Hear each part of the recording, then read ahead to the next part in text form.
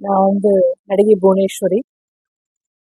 என்ன நீங்க சினிமாவில் சின்ன திரையில எல்லாம் பார்த்துருப்பீங்க. இப்போ நான் இருக்கிறது ஆன்மீகம். நான் ஆன்மீகத்துல 20 வருஷம் ஆகுது. ஆனா அது வெளியில தெரியாது.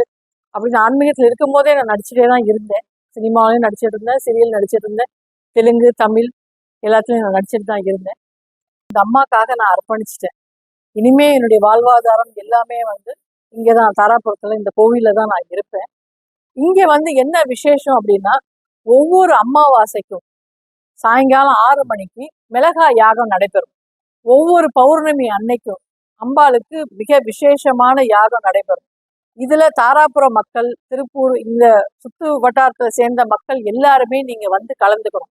கலந்தவர்களுக்கு எல்லா பிரச்சனைகளுமே நான் கண்கூட இப்ப வரைக்கும் நடந்து நான் பாக்குறத எல்லா பிரச்சனைகளும் இங்க தீர்ந்துகிட்டு இருக்கு. அதனால உங்களால நீங்க இந்த கோயிலுக்கு செய்ய வேண்டிய ஒரு விஷயம் என்னன்னா, நீங்க ஒவ்வொரு அமாவாசையும் இந்த யாகத்துல கலந்துக்கோங்க. ஒவ்வொரு பௌர்ணமியிலையும் இந்த யாகத்துல கலந்துக்கோங்க. அதுக்கப்புறம் இந்த விஷயங்கள் நீங்க என்னென்ன பிரச்சனைகளுக்கு வரீங்களோ அந்த பிரச்சனைகள்லாம் உங்களுக்கு தீர்வு காண்றது நீங்க கண்கூடா பார்க்கலாம். பிரத்திங்கரா இந்திரஜித் வழிபட்டவர், பஞ்சபாண்டவர் வழிபட்டவர். முதல்ல எல்லாருக்கும் தெரிஞ்ச ஒரு ஸ்தலம் அப்படின்னா ஐயாவடியில, கும்பகோணத்துல ஐயாவடியில தான் இருக்கு. அதுக்கப்புறம் தான் பிரத்திங்கரா நிறைய இடத்துல இது பண்ணாங்க.